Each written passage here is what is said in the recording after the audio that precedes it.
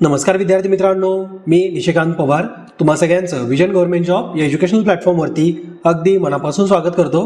आज थोडा माझा आवाज बसलेला वगैरे तुम्हाला जाणवल, तर थोडासा आवाज बसलेला आहे। लेक्चर महत्त्वाचं आहे, मिस करू नका, व्यवस्थितपणे बघा आणि लेक्चर बघून झाल्यानंतर या लेक्चरची PDF आपल्या टेलिग्राम चॅनलवरून डाउनलोड करा। डायरेक्टली मी मुद्द्याकडे येतोय। पहिला प्रश्न बघा, नुकताच चर्चेत दिसणारा पोषण पखवाडा कोणत्या मंत्रालयातर्फे आयोजित केला जातो?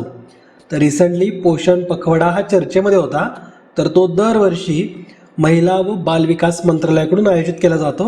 या प्रश्नाचं उत्तर आहे पर्याय क्रमांक 2। 9 ते 23 मार्च दरम्यान संपूर्ण भारतभरात पोषण पखवाड्याचं आयोजन केलं जाणार आहे। यामध्ये मग महिलांच्या आरोग्याबद्दल जनजागृती निर्माण करण्यासाठी 15 दिवसाचा उपक्रम राबवला जातो, ज्यात पोषण, आहार याच्याविषयीची माहिती दिली जाते। म्हणजे जास्तीत जास्त लोकांपर्यंत जनजागृती पोचावी, आपण कसा निरोगी राहण्यासाठीचा आपला आहार कसला असला पाहिजे याच्याविषयीचा हा प्रसार करण्यासाठीची ही चळवळ। ओके, आणि हा उपक्रम आपल्या महिला व बालविकास मंत्रालयाकडून आयोजित केला जातो, हे तुम्ही लक्षात ठेवायचं आहे। पुढचा प्रश्न बघा, नुकताच बिचोम कोणत्या राज्याचा नवीन जिल्हा म्हणून घोषित करण्यात आला? एक्झामसाठी हे मुद्दे महत्त्वाचे असतात। नवीन एखादा जिल्हा निर्माण केला तर ते राज्य चर्चेमध्ये येतं, एक्झाममध्ये विचारलं जातं। तुम्हाला माहिती असेल की पश्चिम बंगालमध्ये नवीन 5 जिल्हे बनले होते, तर त्यावरती आयोगाने क्वेश्चन विचारला होता। करंट अफेअरमध्ये स्ट्रेट फॉरवर्ड क्वेश्चन आला होता, तर म्हणून लक्षात ठेवा बिचोम हा आता अरुणाचल प्रदेश या राज्यातला नवीन जिल्हा असणार आहे। तर तो कितवा जिल्हा बनतोय मग अरुणाचल प्रदेशमधला? तर एकूण 27वा जिल्हा तो बनतोय। ओके, अरुणाचल प्रदेशचे मुख्यमंत्री ते म्हणजे पेमा खांडू यांच्या हस्ते या 27व्या जिल्ह्याबद्दल घोषणा करण्यात आली। बिचोम हे नाव लक्षात ठेवायचं आहे। बिचोम हा आता अरुणाचल प्रदेशमधला 27वा जिल्हा आहे। राज्य विधानसभेने फेब्रुवारीमध्ये अरुणाचल प्रदेश जिल्ह्याची पुनर्रचना सुधारणा विधेयक बिल हे मंजूर केलं होतं, ज्यामुळं बिचोम आणि केई पिनियोर तर या जिल्ह्यांची निर्मिती झालेली आहे। ओके, तर एवढी माहिती तुम्हाला बिचोम जिल्ह्याविषयीची असायला पाहिजे। पुढचा प्रश्न बघा, शंकराचार्य टेकडी कोठे आहे? जर इथं पर्वत रांगांची नावं दिली असती तर शंकराचार्य टेकडी ही झाबरवान पर्वत रांगेमध्ये आहे।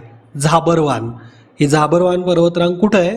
तर जम्मू काश्मीरमध्ये श्रीनगरमध्ये ह्या झाबरवान पर्वतरांग आहेत आणि तिथं शंकराचार्य टेकडी आहे, ज्या टेकडीवरती दगडांनी बांधलेलं प्राचीन असं शंकराचार्यांचं मंदिर आहे।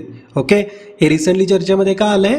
तर प्रधानमंत्री नरेंद्र मोदी हे जम्मू काश्मीरच्या दौऱ्यावरती होते आणि त्यावेळेस त्यांनी शंकराचार्य टेकडीवरती भेट दिली, तिथं या मंदिरामध्ये वगैरे गेले, तर त्यामुळं हा विषय एकूण चर्चेत आहे। शंकराचार्यांचं मंदिर हे जवळपास 1000 फूट उंचीवरती आहे पायऱ्यांपासून जर आपण बघितलं तर, त्यामुळे पायऱ्यांनी एकूण तिथं वरती चढून जावं लागतंय। ओके, आणि जे आपले आदि शंकराचार्य होते तर त्यांना याच मंदिरात किंवा या ठिकाणी ज्ञान प्राप्ती झाली असा उल्लेख केला जातो, म्हणून या टेकडीला शंकराचार्य टेकडी असं नाव देण्यात आलंय।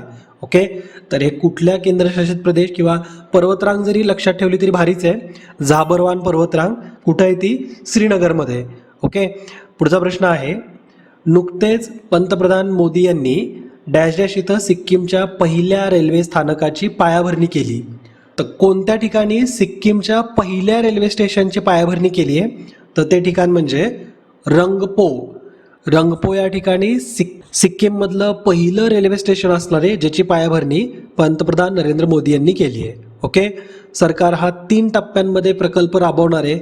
पहिल्या टप्प्यामध्ये सिवोक ते रंगपो हा रेल्वे प्रकल्प राबवला जाईल। दुसऱ्या टप्प्यामध्ये रंगपो पासून ते गंगटोक पर्यंत रेल्वे प्रकल्प चालणार आहे आणि तिसरा टप्पा म्हणजे गंगटोक पासून ते नाथुला पर्यंत। ओके, म्हणजे अगदी टोकापर्यंत। तर असा हा 3 टप्प्यांमध्ये चालणारा रेल्वे प्रकल्प आहे, ज्याला पंतप्रधान नरेंद्र मोदी यांनी मंजुरी दिली, त्याची पायाभरणी केली आहे। आणि सिक्कीममधलं आता पहिलं रेल्वे स्टेशन जे असणार आहे ते रंगपो या ठिकाणी आहे। लक्षात ठेवायचं आहे की सिक्कीम हे भारतातलं आत्तापर्यंतचं एकमात्र राज्य होतं की ज्या राज्यामध्ये रेल्वे स्टेशन नाही आहे। ओके, मग आता पहिल्यांदा आता रेल्वे कनेक्टिव्हिटी वगैरे तिथं चांगली होईल, तर याची पायाभरणी तरी झालेली आहे। बघूत आता तिथं काय काय आपल्याला रिझल्ट बघायला मिळतील। सिक्कीममध्ये ना सिवोक ते रंगपो रेल्वे प्रकल्प 2010 मध्ये मंजूर करण्यात आला होता, पण तो कागदावरती होता।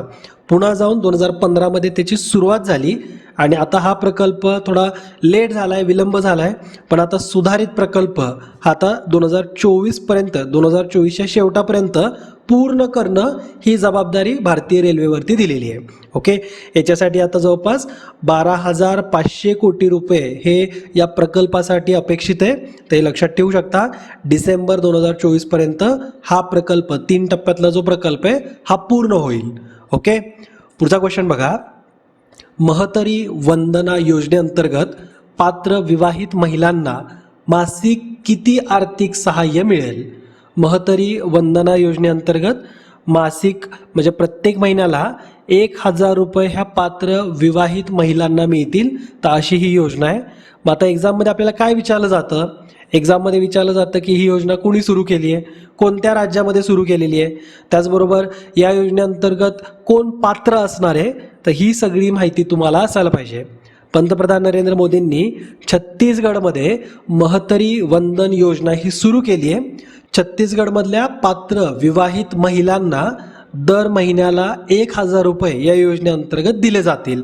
हे अर्थसहाय्य करणारी योजना आहे, जेणेकरून महिला आर्थिकदृष्ट्या सक्षमीकरणाकडे वळतील, आर्थिक सुरक्षित बनतील, याच्यासाठीची ही योजना आहे. ही योजना 1 जानेवारी 2024पर्यंत 21पेक्षा जास्त वयाच्या विवाहित महिलांना लक्ष केंद्रित करणारी योजना आहे. या योजनेअंतर्गत ज्या विधवा महिला आहेत, म्हणजे ज्यांचं लग्न झालेलं होतं आणि नंतर विधवा झाल्यात किंवा ज्यांना डायव्हॉर्स मिळाला आहे, घटस्फोट मिळाला आहे, तर अशा महिलासुद्धा या योजनेसाठी पात्र असतील. अंदाजे 70 लाख महिलांना ह्या योजनेचा लाभ अपेक्षित आहे, अशा प्रकारची आकडेवारी समोर आली आहे.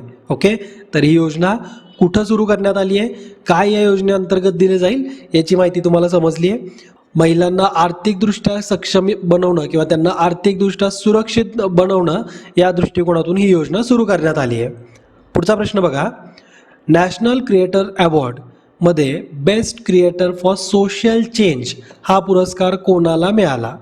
तर हा पुरस्कार जया किशोरी यांना मिळालेला आहे. पंतप्रधान नरेंद्र मोदी यांच्या हस्ते पहिल्यांदाच नॅशनल क्रिएटर्स अवॉर्ड देण्यात आलेत. जे डिजिटल कॉन्टेंट क्रिएटर आहेत, तर अशांचा सन्मान करण्यासाठी नवी दिल्लीमध्ये भारत मंडपममध्ये हा कार्यक्रम आयोजित करण्यात आला होता.